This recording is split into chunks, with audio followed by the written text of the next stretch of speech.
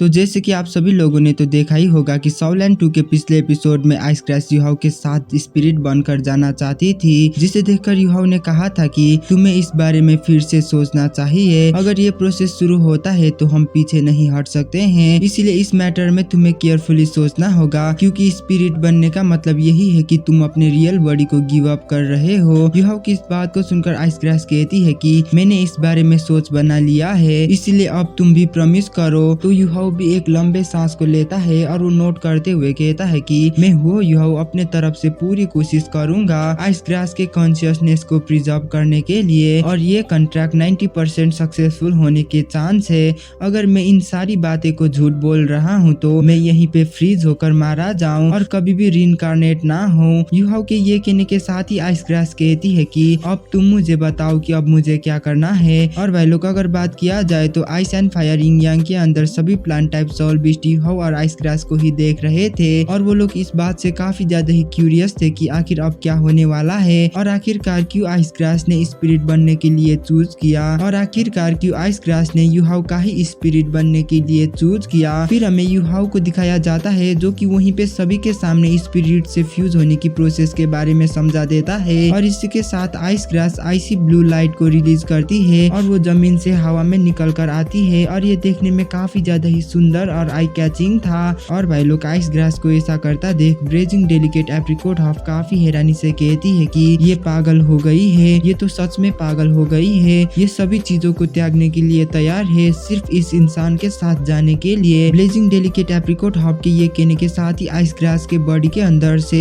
एक diamond shape के crystal core बाहर निकल कर आता है, और इसके साथ सभी तरफ काफी ज्यादा ही ठंड होने लगता है, जिसको फील करके युहाओ भी कांपने लगा था। और भाई लोग किसी के साथ युहाओ की स्पिरिचुअल सी के अंदर से स्काई ड्रीम कहता है कि ये तो सच में काफी अच्छा है, इसकी आइस एलिमेंट तो काफी ज्यादा ही प्योर है, और जब 10,000 सालों पहले मैंने जो आइस एलिमेंट ऑब्जर्व करा था उस आइस एलिमेंट से तो ये काफी ज्यादा ही पावरफुल है, और देखकर ऐसा लगता है कि ये आइस स्प्रिंग के एक्सट्रीम चिल है जो कि पिछले 10,000 सालों से रिफाइंड हो रहा था। फिर हमें आइस क्रैश की वीक आवाज को सुनाई देती है जो कहती है कि जबकि मैं तुम्हारे साथ जा रही हूँ तो मुझे इसका कोई भी जरूरत नहीं है, ये स्टार अनाइज आइस क्रिस्टल है जिसे मैंने पिछले 10,000 सालों में कल्टीवेट करा था, इसलिए तुम इसे रख सकते हो क्योंकि इसकी मदद से तुम्हारी कल्टीवेशन भी बढ़ सकता है, और अगर तुम इसकी मदद से वेपन बनाते हो तो इसकी वजह से उस वेपन में आइस की एबिलिटीज आ जाएंगी, क्योंकि इसके अंदर मेरे 10,000 सालों की कल्टीवेशन एजेंस है। उसके इस बात को सुनकर युहाओ की एक्सप्रेशन सीरियस हो गया था, और उसने कभी भी नहीं सोचा था कि आइस क्रैश इतना वैल्यूएबल चीजें युहाओ को देगी। और भाई लोग इस टाइम में युहाओ की सारे डाउट गायब हो गए थे, और युहाओ उससे सीरियस तरीके से शुक्रिया करते हुए कहता है कि तुम्हारा बहुत बहुत शुक्रिया मेरे ऊपर भरोसा करने के लिए, इसीलिए मैं तुम्हें डिसअपॉइंट बिल्कुल भी नहीं करूंगा। तो चलो हम लोग ये प्रोसेस को यहीं पे शुरू करते हैं। और भाई लोग उसके ये कहने के साथ ही युहाओ के मार्शल सोल स्विच होते हैं और उसके original 7 soul rings 5 soul ring में बदल जाते हैं। फिर युहाओ अपने राइट हैंड को ऊपर उठाता है और आई ऑफ डेस्टिनी की फिगर सभी के सामने रिलीज होता है, और वो आई ऑफ डेस्टिनी आइस क्रैश के बॉडी में फ्लो करने लगता है, और इसी के साथ युहाओ के पीछे से आई ऑफ असुरा एक्टिवेट होती है। और भाई लोग इसी प्रोसेस के दरमियान युहाओ स्पेल को भी चैंट करने लगता है, और इस बार सभी प्रोसेस स्मूथ चल रहा था, और देखते ही देखते उन दोनों के ही बॉडी एक दूसरे से मर्ज होने लग गए थे। और जब युहाओ की स्पिरिचुअल ऑरा आइस क्रैश की बॉडी में जैसे ही जाता है तो आइस क्रैश काफी ज्यादा ही हैरान होती है, क्योंकि अब वो युहाओ के रियल पावर को सेंस कर पा रही थी। उसने कभी भी ये बात नहीं सोची थी कि युहाओ की स्पिरिचुअल पावर इस लेवल तक पहुंच चुका होगा, और उसने कभी भी युहाओ के जितना प्योर स्पिरिचुअल पावर को फील नहीं किया था।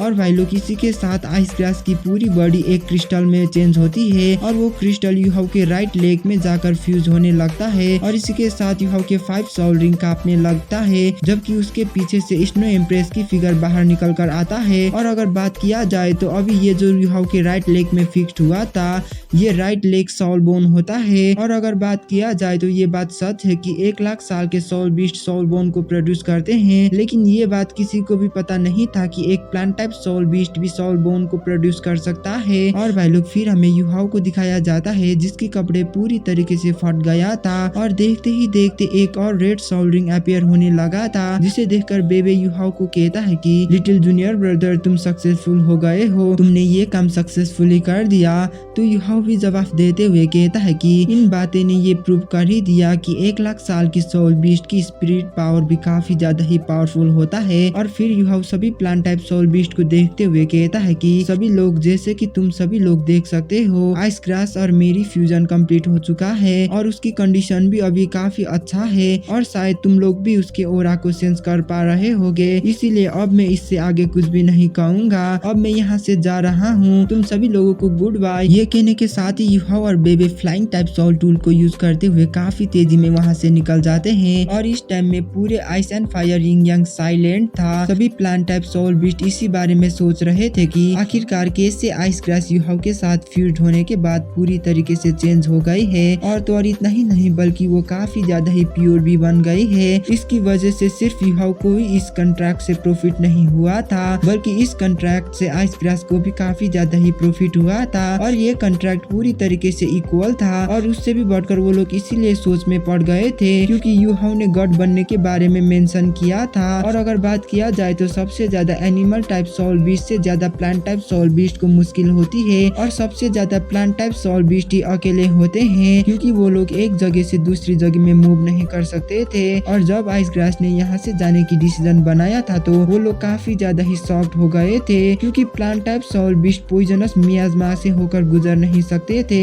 और वहाँ के सभी plant type soul beast ice grass से थोड़ा सा जेलस भी हो गए थे क्योंकि उसने युहाव के साथ फ्यूजन को कंप्लीट कर लिया था और तो और वो पूरी तरीके से चेंज भी हो गई थी और एक तरीके से कहा जाए तो वो पूरी तरीके से इवॉल्व हो चुकी थी। और इसी के साथ वो एक प्लांट टाइप सोल बीस्ट होकर भी इंसानी दुनिया में जा सकी थी और उससे भी बढ़कर आइस ग्रास फ्यूचर में गॉड बन सकती थी और वो हमेशा जिंदा रह सकती थी। और अगर बात किया जाए तो किसी वजह से युहाव मर भी जाता है तो आइस ग्रास अपने आप को जिंदा कर सकती थी। फिर हमें युहाव को दिखाया जाता है जिसने भी गेस कर लिया था कि उन प्लांट टाइप सोल बीस्ट अभी आखिर क्या सोच रहे होंगे। और वह लोग अगर बात किया जाए तो आइस ग्रास युहाव के स्पिरिचुअल सी के अंदर सबसे ज्यादा कमजोर थी और स्पिरिचुअल सी में वो स्काई ड्रीम से भी ज्यादा ही कमजोर थी, लेकिन फिर भी उसके पास एक एडवांटेज था कि अगर युहाव यहाँ पे मरता भी है तो भी वो नहीं मर सकती थी क्योंकि वो प्लांट टाइप सोल बीस्ट होने की वजह से वो अपने आप को दोबारा से जिंदा कर सकती थी। और वह लोग सन सेटिंग फॉरेस्ट से बाहर आने के बाद युहाव बेबे को कहता है कि एल्डेस्ट सीनियर ब्रदर, मैं आपके साथ तांग सेक्ट में नहीं जा सकता हूँ। तो युहाव की इस बात को सुनकर बेबे बिल्कुल भी हैरान नहीं होता है और वो एक स्माइल के साथ कहता है कि तुम अब यहाँ से डोंगर से मिलने के लिए जा रहे हो ना।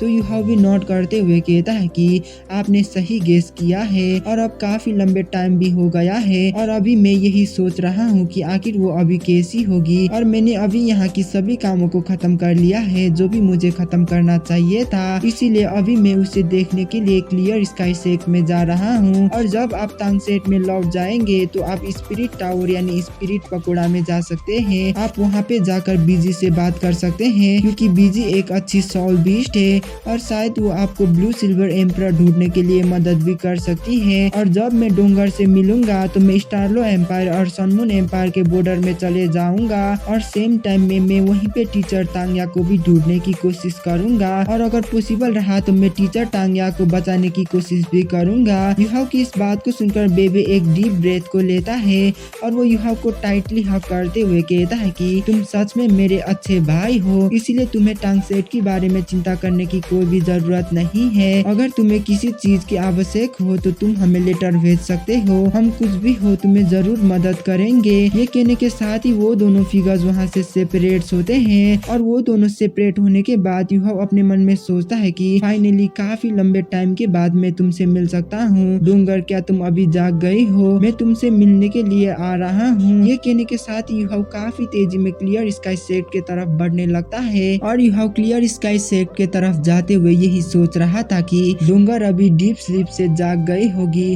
और शायद से वो क्लियर स्काई सेक्ट के अंदर मेरा ही इंतजार कर रही होगी। और भाई लोग वैसे अगर बात किया जाए तो युहाव को पता था कि शायद डोंगर अभी भी नहीं जागी होगी क्योंकि युहाव को इस बारे में डाउट था कि अगर डोंगर जाग गई होती तो वो सेरेक एकेडमी में युहाव से मिलने के लिए आ सकती थी। इसीलिए युहाव पूरी तरीके से श्योर था कि डोंगर अभी नहीं जागी होगी, लेकिन फिर भी युहाव अभी यही उम्मीद कर रहा था कि डोंगर अभी जाग गई हो और क्लियर स्काई सेक्ट के दो सेक्ट लीडर ने उसे युहाव से मिलने के लिए मना करा हो। और जब युहाव क्लियर स्काई सेक्ट के तरफ जा रहा था तो युहाव कुछ ज्यादा ही नर्वस दिखाई दे रहा था। इस चीज चीज से कोई भी फर्क नहीं पड़ता था कि युहाओ कितना ही ज्यादा स्ट्रॉन्गर है, लेकिन अभी भी युहाओ के पास एक कमजोरी था और वो कमजोर स्पोर्ट और कोई नहीं बल्कि डोंगरी थी। और भाई लोग फिर जब हम युहाओ को देखते हैं तो जब युहाओ क्लियर स्काई सेट के नजदीक बढ़ते ही जाता है तो उसकी दिल भी काफी जोरों से धड़कने लगता है। और इस टाइम में युहाओ यही प्रार्थना कर रहा था कि डोंगर अभी जाग गई हो और डोंगर हमेशा युहाओ के ही आसपास रहे। इसके अलावा युहाओ को किसी भी चीज के ऊपर फर्क नहीं पड़ता था और अभी के लिए युहाओ का यही प्लान था कि अगर डोंगर नहीं जागी भी है तो युहाओ क्लियर स्काई सेट से डोंगर को देखे बिना नहीं जाने वाला था और वो डोंगर को देखे बिना तो बिल्कुल भी नहीं जाने वाला था। अगर क्लियर स्काई सेक्ट के 2 सेक्ट लीडर युहाओ को क्लियर स्काई सेक्ट के अंदर जाने से मना करता है या वो लोग युहाओ को क्लियर स्काई सेक्ट से घर जाने के लिए फोर्स करते भी हैं तो भी युहाओ इतना आसानी के साथ में वो लोग सेरेक एकेडमी में लौटने वाला नहीं था, क्योंकि युहाओ कम से कम डोंगर को एक ही बार सही लेकिन वो डोंगर को देखना चाहता था। युहाओ तो ये बातें सोचते हुए क्लियर स्काई सेक्ट में पहुंच गया था और इसी के साथ क्लियर स्काई सेक्ट से भी एक काफी लाउड आवाज सुनाई देती है जो काफी गुस्से में कहता है कि आखिर कौन है जिसने क्लियर स्काई सेक्ट के अंदर आने की हिम्मत किया। तो युहाओ भी जवाब देते हुए कहता है कि मैं वो युहाओ हूँ और मैं यहाँ पे डोंगर से मिलने के लिए आया हूँ। और भाई लोग किसी के साथ हमारे ये वाला एपिसोड यहीं पे खत्म होता है। मिलते हैं अगली वीडियो में, तब तक के लिए बाय बाय।